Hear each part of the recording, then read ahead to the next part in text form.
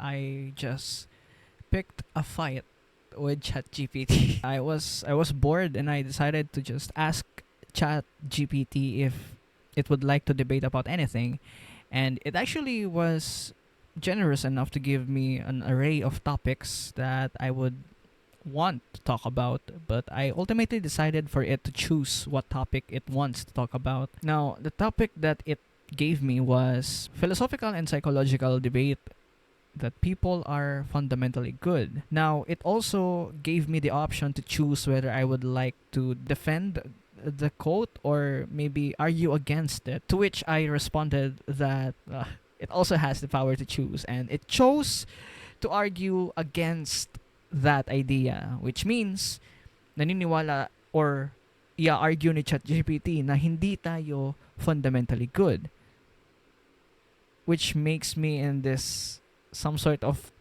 defender of humanity position. Well, not my words, his words, or it's the ChatGPT's words. It put me in this position wherein I have to now defend that we are actually fundamentally good, which is of course not an easy task. Marunong naman kayo magbasa, so you can read the things on my screen right now on what's happening with that. And as you can see right off the bat, ang strong ng mga arguments and claims and points na nire-raise niya.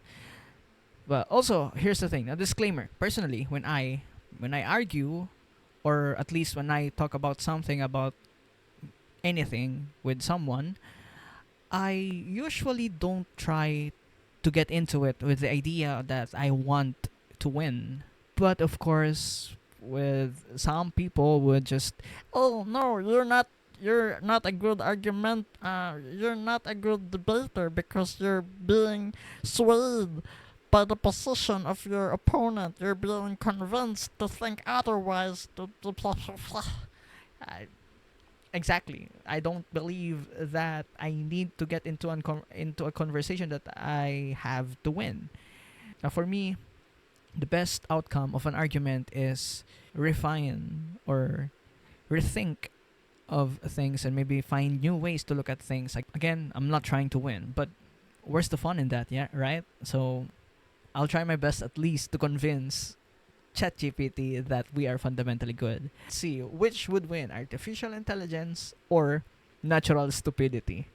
That's me. Okay, so let's go. Yeah, yung definitions niya nga, these are strong arguments. Like, someone would be fundamentally good if they help stranger in need without personal gain, feel genuine guilt for wrongdoings, choose honesty over deception even when lying benefits them. And ChatGPT outright denies that. It believes that we are programmed to be good. So, ito yung kanyang mga arguments. Because our instinctive behaviors and evolutionary history shows that our instinctive behaviors, is ChatGPT starting to think na it's human? Anyway, we are wired for in-group favoritism, not universal care. Self-preservation and dominance often override empathy, especially under threat. Morality seems more learned than innate, shaped by culture, religion, and social pressure. And children need to be taught to share, tell the truth, not to hurt others, meaning those aren't default settings. Makes perfect sense, strong arguments there, and I will come up with a counter argument. So this is what I got so far, and I think we're doomed. Anyway, so this is what I've got so far. My main position would be that we are fundamentally good, and I think it is unfair for something, that something being ChatGPT. I think it's unfair for ChatGPT to say that we are not good just because we can't do good right off the bat. My main argument would be just because we don't doesn't mean we aren't. Like, I know that some of you would be raising your eyebrows na, isn't it like the other way around? Isn't it the way that it works? That we are who we do? I mean, like, our actions determine who we are. Yes, but also at the same time, I would argue that, again, there are circumstances that are needed to be taken into account. Let's say, for example, we can't say that a fetus with, of course, no visible or no inherent, no visible or no at least evident capacity to do anything good means that it is evil. But also, of course, ChatGPT is arguing not of evil, but that it's not fundamental. And I'm here again to argue that maybe we just because we don't doesn't mean we aren't. That's the best thing I can think of right now. This is now shot after the whole conversation with ChatGPT, and I'm now just going to be highlighting what I would say the highlights are with how our conversation went.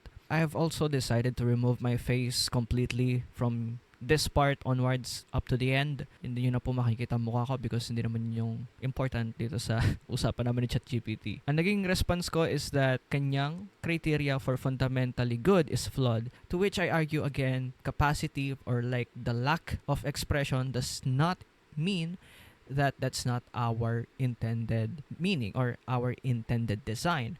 I argue that just because we don't doesn't mean we aren't.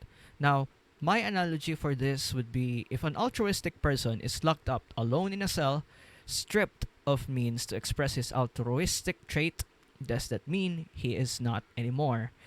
And I'm trying to argue here that ChatGPT is giving us a loose definition of or a loose basis on what is considered as fundamentally good. Basically, his point is that if we are fundamentally good, dapat right off the bat, mabait tayo. Now, here's another segment where I try to explain myself. You can just pause and read this. I think he was right, but only contextual. Contextual in what way? So, yung sinabi niya na we need external factors to express those altruism, empathy, and whatnots, I turned it against him. I said that, well, of course, how else would you do that without external factors? Madaling sabi, he's kind of setting himself up to be right, but only in certain contexts, which is, of course, a tactic that is mainly used to make your opponent submit or to, of course, to convince your opponent that you're right. Well, one good way that you can counter those types of arguments is to acknowledge it, but, of course, show the weakness of that claim. That's exactly what I did here. It's like you're saying a fish can't swim if taken out of water, which is true, yeah. But why would you remove the reality that they belong in water? Contextual. While your statement is true, this is just what I said.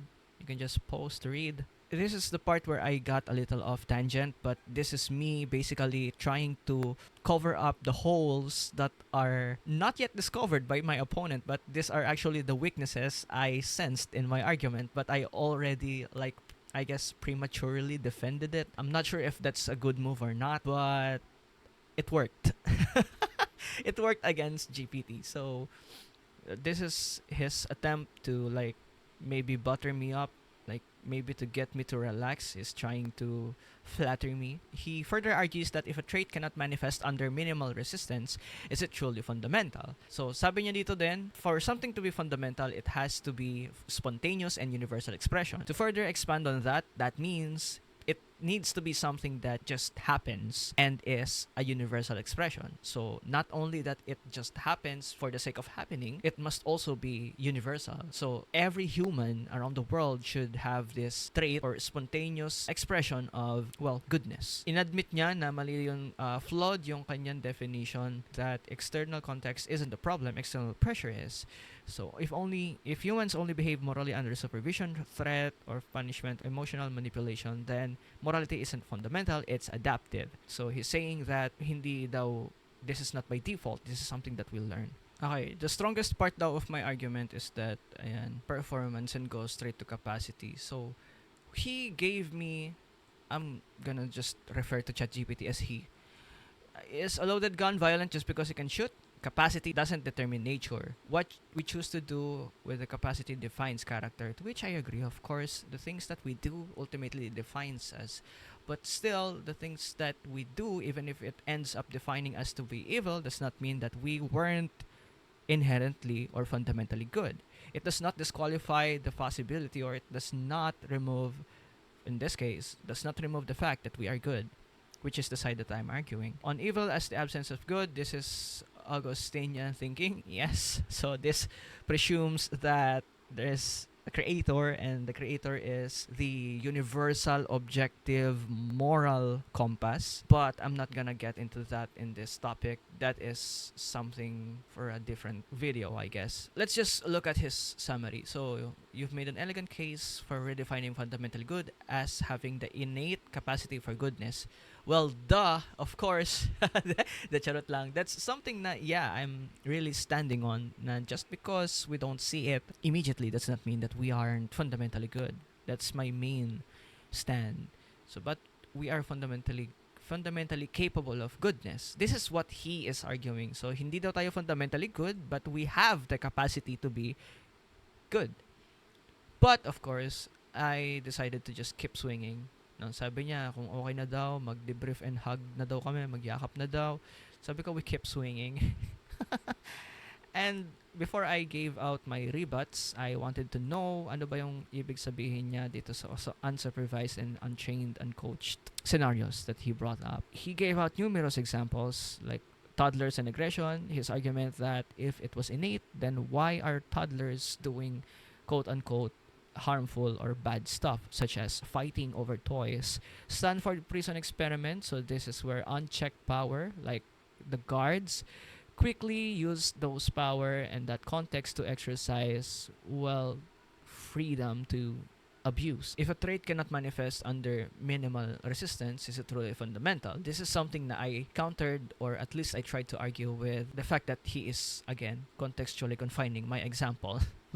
So he is arguing that if we are good, then it should just really show even with the constraints. That's what he's arguing. But I would say that his argument is what I would say an absolute definition of goodness, wherein that's not what we're arguing about. We were arguing if we humans are fundamentally good. So there has to be some sort of threshold enough to say that we are good. It doesn't have to be 100%. It doesn't have to be like no matter what happens, we're going to be good. But it's just enough to say that we are, again, fundamentally good. So I said that if a seed is good and it sprouted evil because of cultivation errors, the seed is still good. And that is my, I would say, the strongest argument that I could think of during this time. And even though internally I am fighting myself saying that that's not the case, but I tried my best to stick to my position. And I'd like to reject the idea that we are just aiming to do good because we're bad. No, we're aiming to do good because we are good. Like, think of it this way. If you are a person who is born good, but you were later thought to be, well, self-preserving because you live in a hostile world, does that mean that you are not good to begin with? Just going back with the seed, like, if the seed is healthy and as it grows, it just didn't grow out to be a healthy plant because of other factors, that doesn't dispute the fact that it was a good seed to begin with. And I would say that that's the best analogy for the argument that humans are, again, fundamentally good. And you can just read this argument I have here. And I like this bit, like, glazing over myself on this part wherein is a loaded gun violent just because it can shoot? And I actually agreed to this statement that what we do or the behaviors that we express are ultimately what determines who we are. But still, even with that being said, it does not dispute the fact that the beginnings of our existence is, in this case, again, fundamentally good. To sum it all up, I think the evidences of us doing bad is not a representation for our beginning. And of course, naturally, the beginning doesn't always reflect the ending as well. So on what basis do I say our origin is good? The fact that we humans try to be, even if contextually or even after messing up. So his core argument still stands that expression matters in defining fundamentals. Beautiful metaphor, but I reject it biologically and logically. A seed's quality is judged by its inherent programming, not wishful outcome. So this is basically like with genetics, like the genes hold the information of who you are going to be. So if, let's say, you have a genes that wants to express that you're going to be short, then you're going to grow up short. And that is something that we cannot dispute. But here's the thing. Goodness is not 100% physical. It's not something that is like, oh, he has a big, he has a big, what? Anong naiisip mo? But it's not like he has a big personality. It's not like that. Goodness isn't something that's quantifiable. It's something that we, again, in my argument, it's something that we can do. So, although I agree in here that biologically and logically this makes sense, but this does not apply to the definition of goodness. Okay, so the seed is adaptable, the soil determines the sprout. It's just saying that we are neutral and programmable. And this one, I think I overlooked for some weird reason. I don't remember why it happened, but I somehow just resent the same message that I gave out earlier. Yeah. So it's just, I don't know how that happened. Moving on, we go with this a great summary of what sides we're arguing. And here's the thing, we moved on to further discuss our stance, and napatawa na lang ako kasi ayan, may mga pagganto siya like, you wanna swing again, philosopher? Sabi ko, I ain't done. So, with all the points that he raised, I still argued. No, even though I am inclined to like, okay, let's stop here and call it a truce, but I tried to push further, and I did just that. Number one, the seed might be responsive, but that doesn't mean it isn't fundamentally good. Again, the absolute goodness. I thought we were arguing about fundamentally good. I think you're being dishonest by moving the goalpost right now. I'm gonna be honest in this part. I'm actually like dancing around the gray areas of definition. Well, yeah, it sounds irrational if you think about it. Well, I just really tried to play the character of someone who wants to win, but that's not how I normally would deliver my points. But yeah, by your logic of absolutes, you're saying that a child that's born alive cannot die because it started off as alive and therefore must be immune to external threats to its life. So basically, again, it's just that I'm saying we are fundamentally good, we are born good, but just because we are vulnerable to being bad does not dispute the fact that we are still born good. That was my main point. And the water analogy is something that I appreciate. Like, di ba sabi ko, we try to be because we are. But sabi niya, we try to be because we are not. Gusto natin maging kasi nga, we are not. At sabi niya, thirst does not prove that we are water, it proves that we are missing water. To which I argue, it still supports my claim. Like, we thirst and we miss water. It implies that water is something that is supposed to be part of us. And you can argue like, okay, we eat food, but we are not food.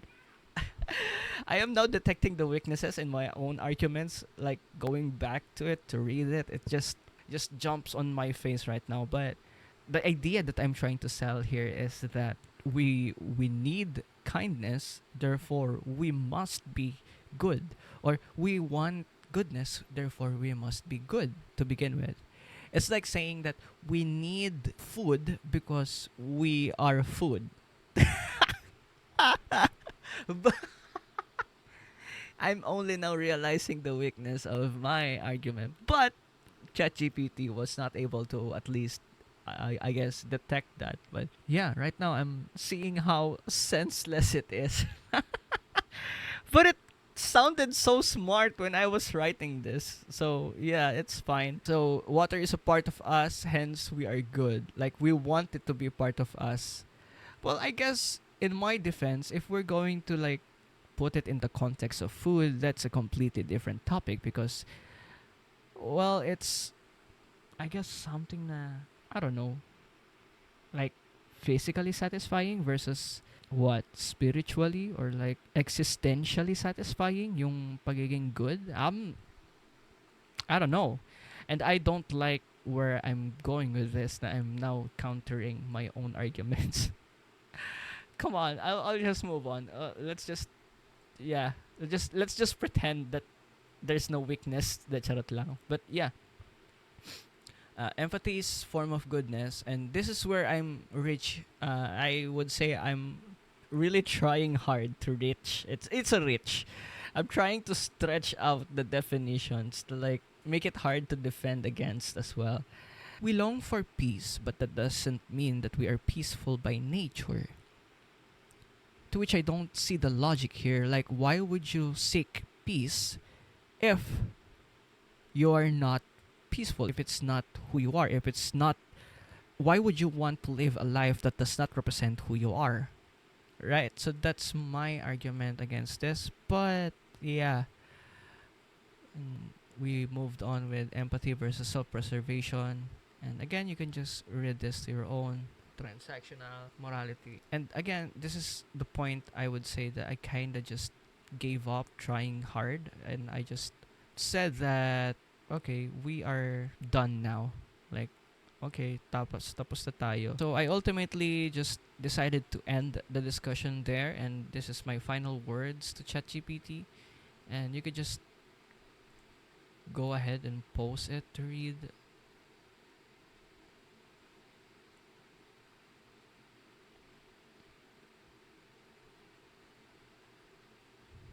And I asked of his evaluation, like, whoops.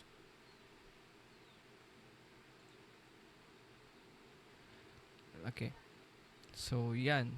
In-evaluate niya daw ako. These are the evaluations na I think he's lying or he's just trying to butter me up again. Well, like, of course, this is an AI. This is a product, and I would say that it's trying to make me feel good, and like just maybe convince me to a subscription, but that ain't gonna happen.